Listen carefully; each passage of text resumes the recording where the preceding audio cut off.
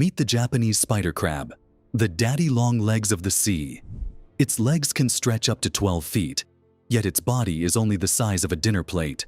It weighs as much as a young child and moves across the ocean floor with surprising grace, using its long legs to stay above the mud. These giants aren't hunters. They're the deep-sea cleanup crew, feasting on everything from tiny drifting particles to whale carcasses. From epic molts to a survival journey, the Japanese spider crab is not just massive, it's one of the most mysterious and fascinating creatures of the deep ocean. Hit the subscribe button and ring the bell to join us on every epic ocean adventure.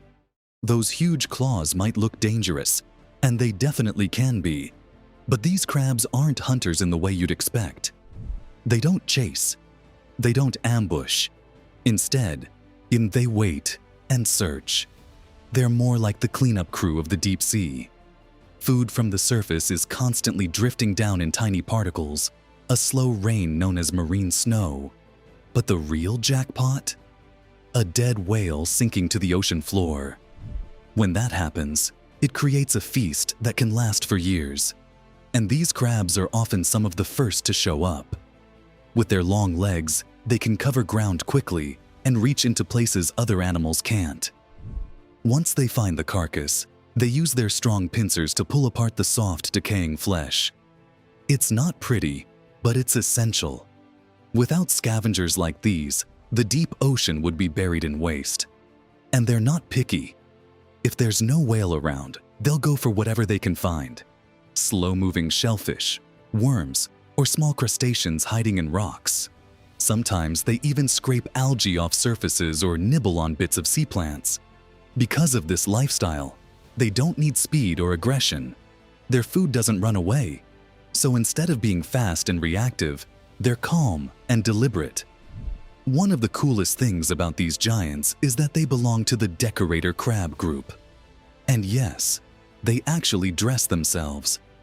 Juveniles have tiny hooked bristles all over their bodies, called setae. Think of them like natural Velcro. To stay hidden from predators like octopuses, these crabs go shopping on the ocean floor. They'll grab pieces of sponge, bits of kelp, or even stinging sea anemones. Then, using their pincers, they tear the material free, bring it close to their mouth to rough it up, and carefully press it onto their shell until it sticks. And this isn't decoration for fun, it's survival. Covering themselves with toxic sponges or stinging anemones makes them a terrible meal for predators like the giant Pacific octopus. But here's what's interesting. This habit doesn't last forever. As they grow larger and their bodies turn into a thick, spiny fortress, they stop actively decorating themselves. When you've got a leg span that can reach up to 12 feet, hiding isn't really necessary anymore. So instead of dressing themselves, they slowly turn into moving ecosystems, blending perfectly into the rocky seafloor of the deep Pacific. Growing up as a spider crab isn't simple because their armor doesn't grow with them. To get bigger, they have to molt. And this isn't a quick or easy process. It's more like a full-on survival challenge that can last around 100 to 103 minutes. Before it even begins, the crab grows a soft new shell underneath the old one. Then it pumps its body full of seawater, swelling up until the pressure causes the old shell to crack open along a line on its back. From there, the real struggle begins. The crab has to slowly pull all 10 of its long, delicate legs out of the old shell, without damaging them. During this time, it can't move. Its body is soft, almost like a jelly bean, and completely defenseless. For predators like octopuses and rays, it's basically an easy meal just waiting to happen. Even after escaping the old shell, the danger isn't over. It can take up to a week for the new shell to harden fully. That's a long time to stay vulnerable. In aquariums, caretakers actually step in to help. They move molting crabs into isolated tanks, almost like giving them a private room, so they can go through this process without being attacked. And if something goes wrong, spider crabs have a backup plan. If they lose a leg during a fight or a bad molt, they can regrow it over time through future molts, slowly returning to their full, long-legged form.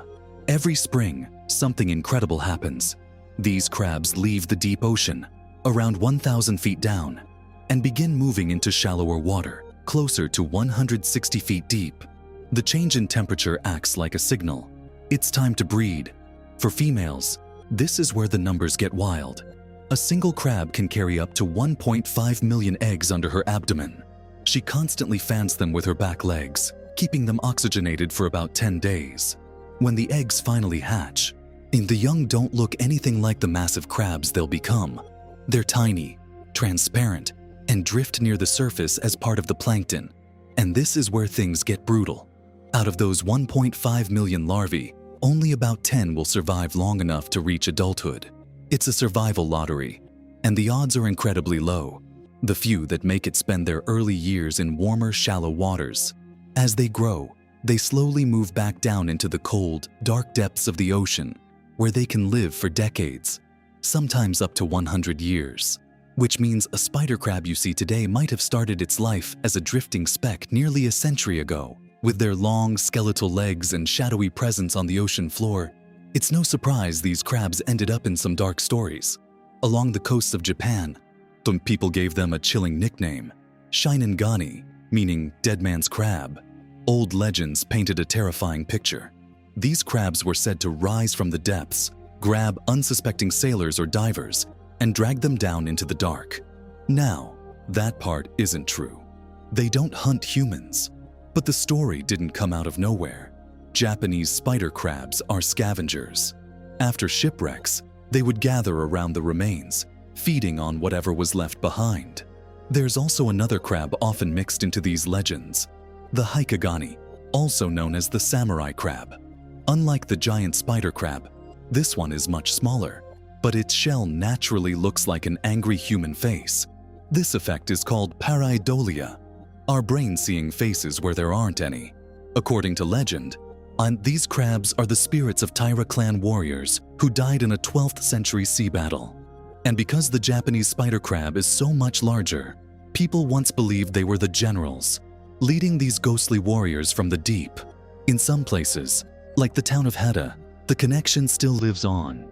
Locals paint demon-like faces onto spider crab shells and hang them outside their homes as protection against evil spirits. The first time the outside world learned about these giants was back in the 1600s, through a German physician named Engelbert Kempfer. At the time, Japan was mostly closed off to foreigners.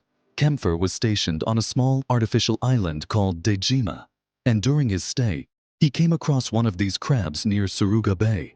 He carefully documented it, sketching and describing what he saw. For over a century, his work was the main source of information about the species in the West. Eventually, the crab was officially named Macrochaera kayamferi in his honor. Fast forward to modern times, and these deep-sea giants have found their way into aquariums and even pop culture. One of the most famous was a crab named Big Daddy, who lived at a sea life aquarium in Blackpool. Named after a professional wrestler, Big Daddy reached a leg span of around 10 feet and lived to about 80 years old, becoming a favorite for visitors. Even with their size and armor, these crabs aren't as safe as they look. Over the past 40 years, the number of Japanese spider crabs caught in Japan has dropped sharply. They're considered a seasonal delicacy, often served steamed or used in high-end sushi, which has put pressure on their population. But fishing isn't the only problem. The bigger threat may be something harder to see: rising ocean temperatures. To protect them, Japan has introduced strict rules. Fishing for spider crabs is banned during their breeding season, from January to April, giving them time to reproduce without disturbance. Some communities have gone even further. They've started programs to hatch crab eggs in controlled environments and release the young back into the ocean once they're strong enough to survive on their own.